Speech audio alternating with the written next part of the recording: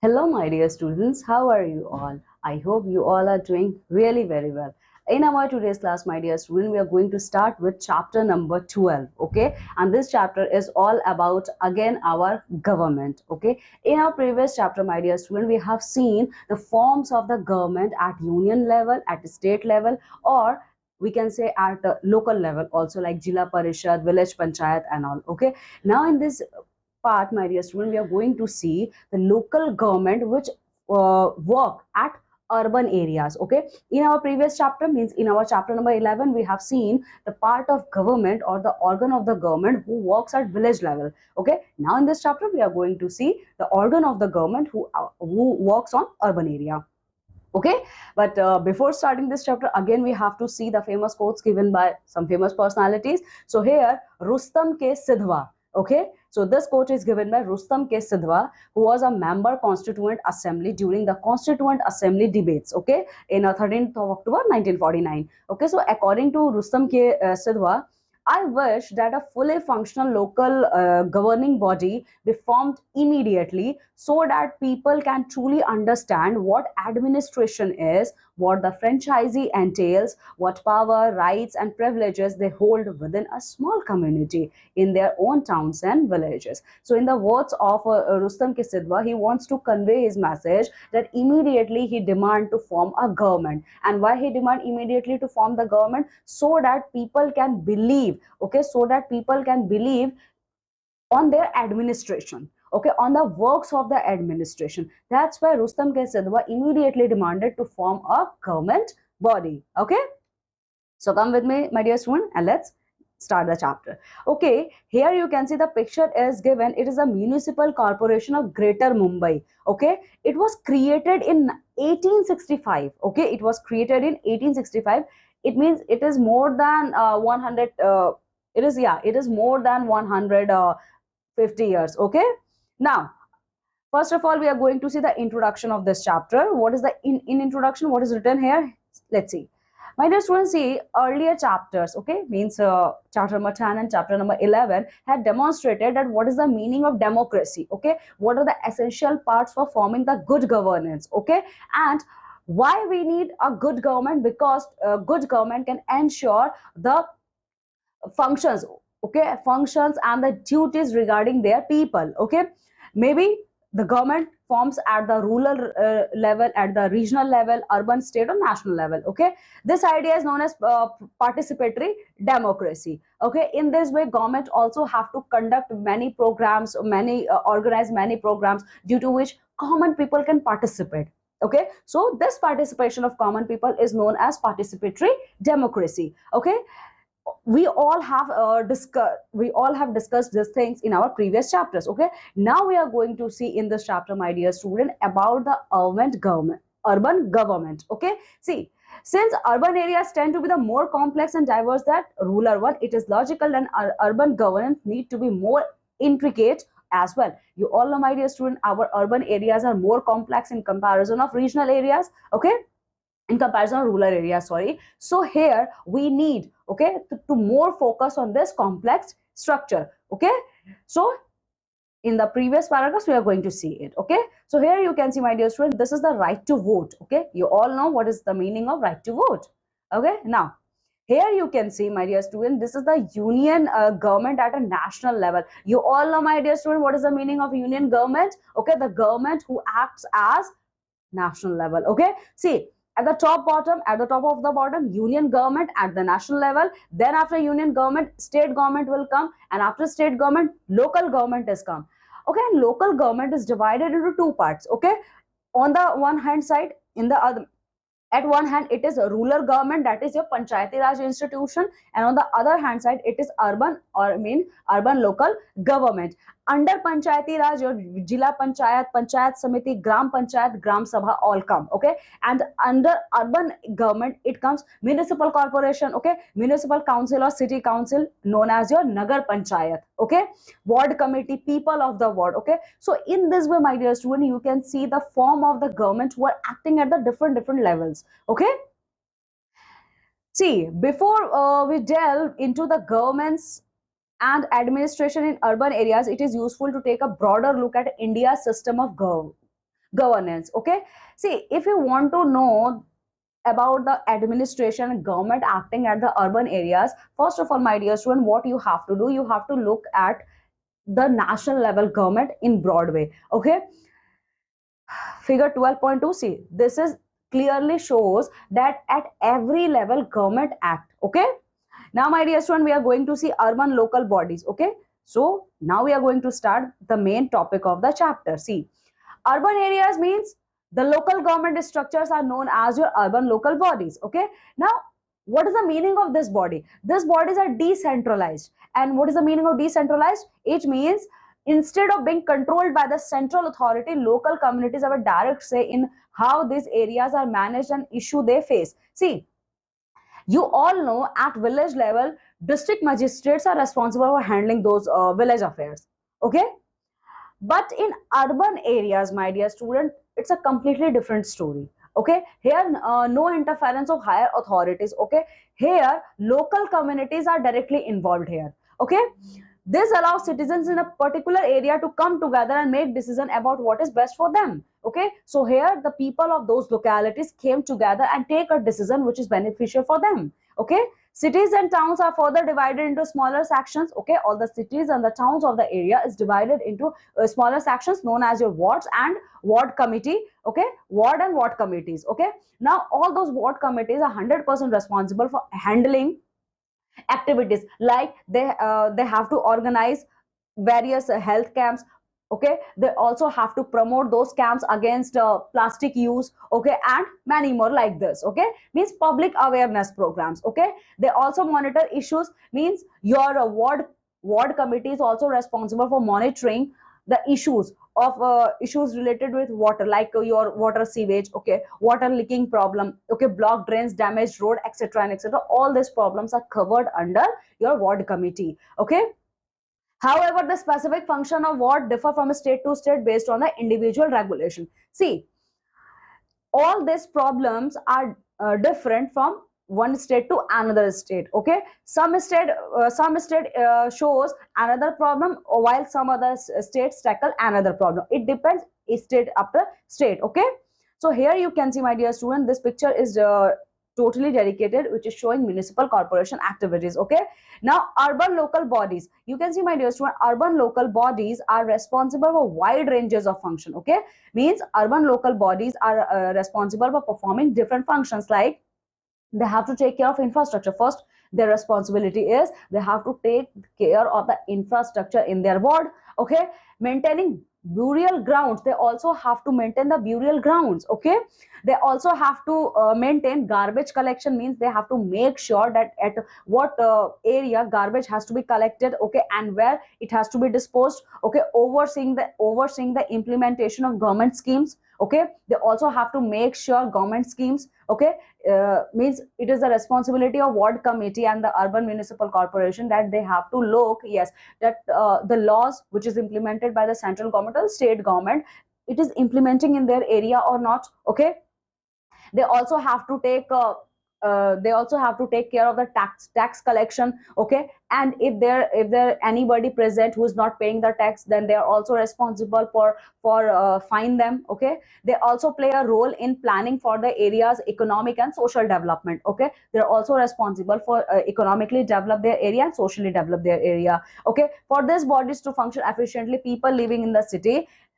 must also fulfill their responsibilities by showing concern, care. See, it is not only the function of ward committee, it is also the function of the people who used to live in those urban areas. Okay, it is a give and take relationship. Okay, for example is given, if people follow instructions of waste segregation, garbage collection becomes easy. Okay, you can see, if we take care of our waste collection, waste dumpage, then the collection of the garbage will become more easy. Okay, or if they notice a water leaking, if anyone from the area notices, yes, okay, fine, this area is facing the problem of water leaking, then immediately complain about it. Okay, so it means what, if you're going to report about it, if you're going to complain about it, that yes, in this area water leaking problem is showing, then then through this you can save water being wasted. Okay, now here you can see the Madras corporation. This is the Madras. Corporation. Okay. See, Madras Corporation is now known as your Chennai Corporation. It was established in 29th September 1688. See, it is century old. Okay. It's the oldest municipal institution in India. So, my dear student, if anyone asks you which is the most oldest municipal corporation in India, it is your Madras, okay, or Chennai. It is established in 29th of September 1688. Okay. See, the East India Company, who established it? East India Company, okay, of Fort St. George and all territories within 16 kilometers, okay, from the fort into a corporation, okay. A parliamentary act of 1792 give the Madras Corporation power to levy municipal taxes in the city, which is when the municipal administration properly began. Okay, so here you can see, my dear student, the picture is given that under Indore Municipal Corporation, Indore, a city in Madhya Pradesh. Okay, under this Indore Municipal Corporation, all these functions comes. Here you can see Indore Municipal Corporation is responsible for property tax, water charges, solid waste management, business hoardings, trade license, okay, CRM marriage certificate, CRM fire services, CRM various licenses, water tankers, debris clearance, okay, tree cutting and tree transportation, grievances, okay, service on request, like they're also responsible for providing the services on request of the people, like providing water tanker, septic tank, auditorium, funeral van, mobile toilet, ambulance, etc. and etc. Okay. Now, what is the meaning of CRM? CRM is citizen relationship management. Okay. You all know, my dear students, Indore, which is a city in Madhya Pradesh, it is the cleanest city in India. Okay, it is the most cleanest city in India, and it awarded by the Swachh Sarvekshan government scheme for 7 years in a row. So you can know, my dear student, for continuously 7 years, Indore is the most cleanest city in India. Okay.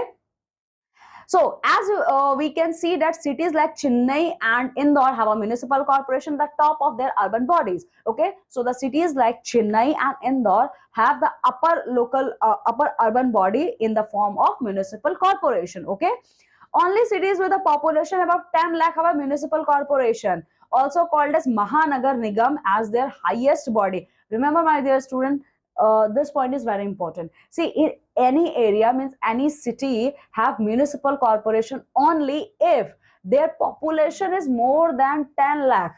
Okay, if any city population is having more than 10 lakh, then only municipal corporation will be established in those areas, and municipal corporation is also known as your Mahanagar Nigam. Okay.